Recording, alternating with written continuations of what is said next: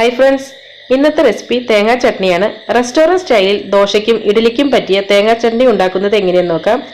അപ്പോൾ ഈ തേങ്ങാ ചട്നിക്ക് വേണ്ടിയിട്ടുള്ള ഇൻഗ്രീഡിയൻസ് ഒക്കെ എടുത്ത് വെച്ചിട്ടുണ്ട്. അപ്പോൾ ഇനി ചട്നി ഉണ്ടാക്കാൻ തുടങ്ങാം. അതിന് വേണ്ടിയിട്ട് ഒരു പാൻ സ്റ്റൗവിൽ വെച്ചിട്ടുണ്ട്. പാൻ നല്ലപോലെ ചൂടായി കഴിയുമ്പോൾ അതിലേക്ക് 1 ടീസ്പൂൺ വെളിച്ചെണ്ണ ഒഴിച്ചു കൊടുക്കാം. 1 ടീസ്പൂൺ എന്ന് പറഞ്ഞത് 5 ml ആണ്, അതായത് ചെറിയ സ്പൂണിന് 1 സ്പൂൺ.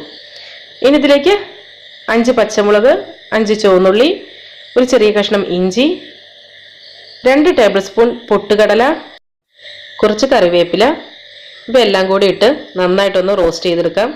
ഇതിൻ്റെ ഒരു കളറൊക്കെ ഒന്ന് ചേഞ്ച് ആയി വരുമ്പോൾ ഫ്ലെയിം ഓഫ് ചെയ്യാം. റെസ്റ്റോറൻറ്റ് സ്റ്റൈൽ എന്ന് പറയാൻ കാരണം ഈ പൊട്ടുകടല ചേർക്കുന്നത് കൊണ്ടാണ്. പൊട്ടുകടല ചേർക്കുമ്പോൾ തേങ്ങയുടെ അളവ് കുറയ്ക്കാൻ പറ്റും. അതുപോലെ ചമ്മന്തിക്കാണെങ്കിലും നല്ല കൊഴുപ്പും ഉണ്ടായിരിക്കും. ഇനി ഒരു മിക്സിയുടെ ജാറിലേക്ക് 1 കപ്പ് തേങ്ങ ചിരകിയത് ഇട്ട് കൊടുക്കാം.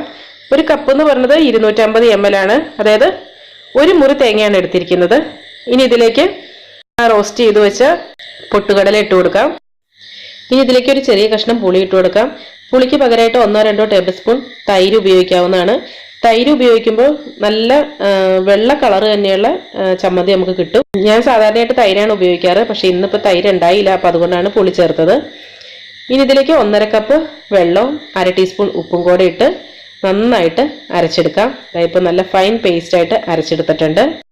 ഇനി ചമ്മന്തി ഒന്ന് താളിച്ചെടുക്കണം. അതിന് വേണ്ടിയിട്ട് ഒരു പാൻ സ്റ്റൗവിൽ വെച്ചിട്ടുണ്ട്. ആദ്യം റോസ്റ്റ് ചെയ്യാനെടുത്ത ആ പാൻ തന്നെയാണ് എടുത്തിരിക്കുന്നത്. 1 ടീസ്പൂൺ വെളിച്ചെണ്ണ ഒഴിച്ചു കൊടുക്കാം. ഇനി ഇതിലേക്ക് 1/2 ടീസ്പൂൺ കടുക് ഇട്ട് കൊടുക്കാം. കടുക് പൊട്ടിക്കഴിയുമ്പോൾ ഇതിലേക്ക് 2 ഉണക്കമുളക് ഇട്ട് കൊടുക്കാം. കുറച്ച് കറിവേപ്പില കൂടി ഇട്ട് കൊടുക്കാം. ഇപ്പോൾ ഈ മുളകൊക്കെ നല്ലപോലെ റോസ്റ്റ് ആയിട്ടുണ്ട്. ഇനി ഈ താളിപ്പ് ഈ ചമ്മന്തിയിലിട്ട് ഒഴിച്ചു കൊടുക്കാം.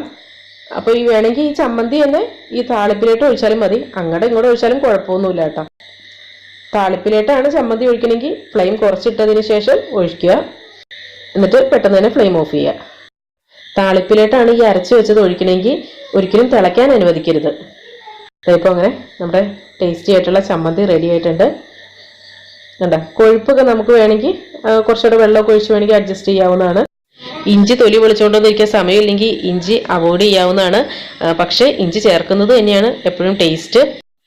അതുപോലെ പച്ചമുളകും പൊട്ടുകടലയൊക്കെ റോസ്റ്റ് ചെയ്യാതെയാണ് അരച്ചെടുക്കാറുള്ളതെങ്കിൽ, അതായത് പച്ചനെയാണ് അരച്ചെടുക്കാറുള്ളെങ്കിൽ ഒരിക്കലെങ്കിലും ഇതുപോലെ റോസ്റ്റ് ചെയ്തൊന്ന് അരച്ച് നോക്കണം. അപ്പോഴതിൻ്റെ വ്യത്യാസം നിങ്ങൾക്ക് മനസ്സിലാവും. നല്ല ടേസ്റ്റ് ഉണ്ട് ഇങ്ങനെ റോസ്റ്റ് ചെയ്ത് ഈ ചമ്മന്തി ഉണ്ടാക്കുമ്പോൾ. അപ്പോൾ നിങ്ങളുടെ അഭിപ്രായങ്ങളും നിർദ്ദേശങ്ങളും ഒക്കെ കമൻസിലൂടെ അറിയിക്കുക. വീഡിയോ ഇഷ്ടമായിട്ടുണ്ടെങ്കിൽ ലൈക്ക് ചെയ്യുക, ഇഷ്ടമായില്ലെങ്കിൽ ഡിസ്ലൈക്ക് ചെയ്യുക. അപ്പോൾ നല്ലൊരു റെസിപ്പിയുമായി വീണ്ടും കാണാം. എല്ലാവർക്കും നല്ലൊരു ദിവസം ആശംസിക്കുന്നു. Thank you for watching Aisha's creations.